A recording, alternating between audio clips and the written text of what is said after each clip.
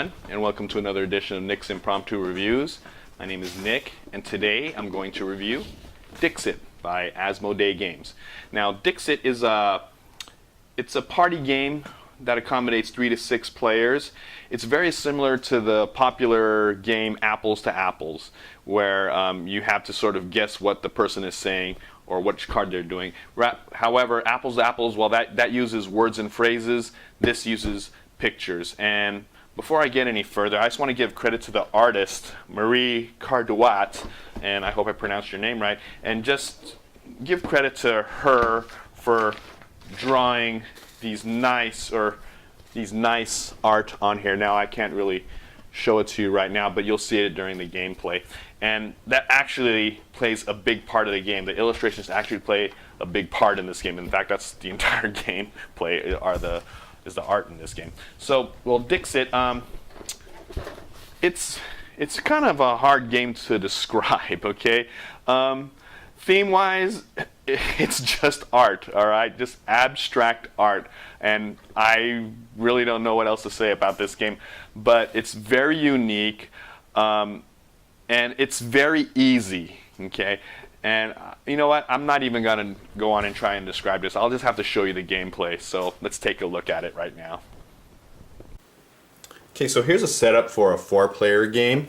And each player, they're dealt a hand of 7 cards. And they're always going to have 7 cards throughout the game. So whenever they need to, they can draw more cards to have 7. And they're also given 6 or up to 6 of these voting tokens, okay, and they're 1 through 4, or how many depending on how many players are playing. They'll be using those chips 1 through 4. They're numbered 1 through 4 or 1 through 6, and in this case 1 through 4. And they're also going to have a scoring marker represented by these cute little bunnies. Isn't that neat? Anyways, problem is they fall over a lot. All right, so here's what happens. Every round, there's going to be a storyteller, and then people are going to take turns being the storyteller. So what happens is that they're going to look at their cards, and these cards are going to have these very amazing abstract art on it. So just take a look at this, okay? So here, what do we have here? I have absolutely no idea what that is. Okay, and you have some sort of snail with a stairway going to heaven. I don't know, Geppetto in a crystal ball. Oh wow, some tentacle coming out of the pit, and 2 snails fighting in an arena. All right, okay. So anyway, so each person is going to have a hand of 7 cards with this abstract art, and every single card is unique. All right. So what's going to happen is that let's say one person is going to be a storyteller. So let's say this person right here is going to be a storyteller, and the person is the color white. All right. So what they're going to do, they're going to choose one of their cards. Okay. So let's see. All right. So I'm going to pick. Let's see. What should I do? Actually, you know, I think I used this as a clue one time. All right. So let's say they'll pick this one. Okay. And what they're going to do, they're going to describe it as creatively as possible. Now, the goal is to have some people guess it, but not everybody, okay? And so you don't want to be too clear. So if you were to say, well, a bunch of angels playing in a band, that's not a good idea. I mean, it describes it well, but I think it's too clear and everyone is going to guess it, okay? So what would be a good clue for this? Well, I think I used this one time, and I said La Bamba, all right? And the reason why is La Bamba was by Richie Valens and, you know, Buddy Holly and all that, and they all died, and they all played in a band, they all died during a tour, okay? Yeah, it's pretty sick, but anyways, let's say I used the word, I don't know, okay, you know, let me pick another clue. Let's say, entertainment, okay? Entertainment. So that's kind of a pretty good clue. It's not too vague, maybe not too precise. So anyways, let's just say I'll just say entertainment, and what I'll do, I'll take the card and I'll put it face down. So what the other players are going to do, they're going to try to get a card, put down a card that resembles that, the clue entertainment. Okay, so let's see. Ooh, that is a perfect one. Okay, so let's say the pink or the red player is gonna use this, okay, for entertainment. All right, so let's look at here. Oh wow, actually that's a pretty decent clue I made. Ooh, what do we have here? Okay, well, you know what? We'll go with this. Okay, looks like Wheel of Fortune. Wheel of Fortune's entertainment. All right, and now next person, entertainment. Huh. I guess the mouse playing the flute would be entertainment. All right, so that's how it goes. So what happens is that everyone puts in their cards, and no one has seen them, and then the cards are shuffled. And after they're shuffled, they are laid face up so everyone can see it.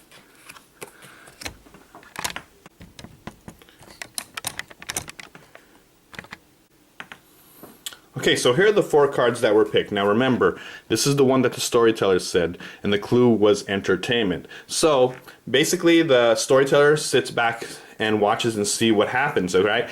While the rest of the players, they're going to try to vote, okay? Now they're given these little chits right here, okay, and they're numbered 1 through 4. Well, actually 1 through 6, but we're only playing a 4-player game, so we only using 1 through 4. And they're going to vote for the card under the corresponding number. So that's 1, 2, 3, or 4. So, okay, so each person, they're going to vote, and what they'll do, they'll take their vote, their voting chip, and they'll put it face down in front of them. Okay? Face down in front of them. All right? So once everyone has voted, and let me just grab a couple right here. And I'm randomly picking these, so I really don't know. All right. Okay, so everyone else is going to vote, okay, but not the storyteller, okay? And also, you cannot vote for your own card, okay? That's another rule. So you got to try to guess which one the storyteller put down, all right? So let's see. The green player says it's this one. The red player says it's this one. And the yellow player thinks it's that one for entertainment. Okay, now, here's the thing. Okay, so this is not good news for the storyteller because nobody picked it. Okay, so if nobody picks the card, then everyone gets 2 points. Let me move the little camera above. Okay, everyone gets 2 points except the storyteller. Okay, the storyteller is white. So in this case, everyone would get 2 points. Alright, and the storyteller gets none. So that's not a good idea that the storyteller was too vague and no one picked it. Okay, and another thing is that the person, okay, so they go by every card, alright, now the person that had votes on their card, alright, they get 1 bonus point, okay? So let's take this same turn, alright, and let's look at the cards that they put down. So number 2 right here got 2 votes, okay? And number 2 was the green player, all right? So the green player will get 2 bonus points, all right? And if we look down here, number 3, and I believe that was the red player who put that one down, they got 1 vote, so they will get 1 bonus point, okay?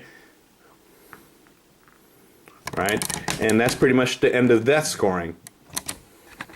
Okay, so that was one example of how a turn goes. Now let's redo the turn again. Now suppose everyone voted for the storyteller's card this time, okay? Now in the previous scenario, nobody voted for the storyteller, so everyone else got 2 points, plus other people got bonus points for people picking their cards. So suppose that everybody chose the storyteller's card. Well, that's not good either, because if that happens, then everyone gets 2 points except for the storyteller. All right, so again, that's another bad situation for the storyteller. Okay, so let's do yet another scenario of the same turn again. All right, now suppose, let's say 2 players pick number 1, the storyteller's card, and then one person picks another card. Okay, well, Actually, let's switch this around because you cannot vote for your same number. Well, okay, so suppose suppose this happened. Two players vote for the storyteller's card, and one person voted for another card. Well, in that case, the storyteller was successful, all right, because some people got it, but not everyone, all right. So what's going to happen is that the storyteller is going to get 3 points, okay, because that was their main goal, all right. So now, not only that, the people who guessed it also get 3 points. So yellow and green get 3 points as well, all right. All right, and as a bonus, this was the yellow player's card, so the yellow player gets 1 extra bonus point. Okay, so that worked out pretty well, except for the red player who just picked the last card. Okay, so let's go with the same turn again with a different voting outcome. Okay, now suppose only one person picks the storyteller card, but then the others guess something else. Okay, well, actually, that's probably the best scenario for the storyteller, because only one person who gets the full 3 points. Okay, in this case, it'll be green, and we put that right there. All right, and also the storyteller gets it because still one person, that means some but not all, voted for it, so they get 3 points. All right. And the others, okay, so that one was the green player's card. Well, that person jumped ahead. And the far one was the yellow player's card, so they get 1 point as well. Okay, so there's a scoring track. All right, and that's pretty much what the goal of the storyteller is to be creative, be not too clear, yet not too vague in your descriptions, because you want some but not all to get your votes. And as well as the people who aren't the storyteller, they want to try to guess what the storyteller's card is so they can get the full 3 points, and hopefully people will vote for theirs also. All right, so that's pretty much the game. And what happens is that you take turns being storyteller, the next person will be a storyteller, and they'll be able to do it. And you keep going until someone reaches 30 points. And the first person to reach 30 points wins the game.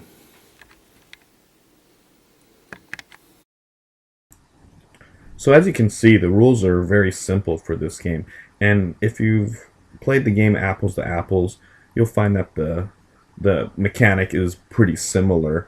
However, in my opinion, I believe that this game adds more room for creativity because of the art. Okay, I just think it's better than these the artwork on these cards are just so abstract, and you can really be creative with your descriptions. And that's really the idea of this game. It really wants to test your creativity. Again, you don't want to be too clear where everyone gets it because you won't get points, and you don't want to be too vague either, okay, or else no one's going to get it and you still won't get points. And also to have your set of cards and try to match the storyteller's description, that requires again a lot of creativity. So this is a really good game to exercise your right brain. In fact, it could be a good teaching tool as well for students. And I was able to play this with my students in the classroom, and it worked out pretty well.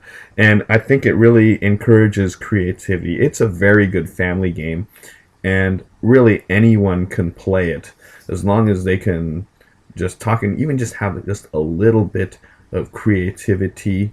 And anyone can play this game. Very easy, very elegant, and it's a real solid family game for really anybody. Okay, this is probably one of the most unique games I've ever played. It's very empathetic, very right-brainy. While a lot of the board games that I play, it's a lot of logical thinking, a lot of very, very mathy. This is totally in a different direction. This is a very artsy game, and you got to be creative to play this game. But the thing is, it's so easy. And I have a category of games called the gateway games. Well, this is in that category. And gateway games, I always discuss about how gateway games are my favorite type of games, because I like gateway games are those introductory games that you will teach non-gamers so they can get into the world of the board game hobby. And I always said that Ticket to Ride was my best gateway game, and it still is. However, I gotta admit, I think I had more success introducing this to non-gamers than any other game I know. It really caught me by surprise how many people like this game. Not saying that I don't like it. I mean, I love this game, but a lot of people who I've introduced this to love it. Okay. In fact, I play with a lot of my coworkers at work. It's very easy, and really anyone can play this. I mean, as long as you have some creativity, and maybe no shyness. Okay, now there's a drawback to this game. You can't be shy and play this game, and I'll talk about that later. But as long as you're even just a little bit creative, you can play this game. It's just a very unique game, a unique game experience, I should say, because the gameplay is similar to Apples to Apples, but it's so empathetic and so, I don't know, it's just so right brainy. I mean, I keep repeating myself, but it's hard to describe this game.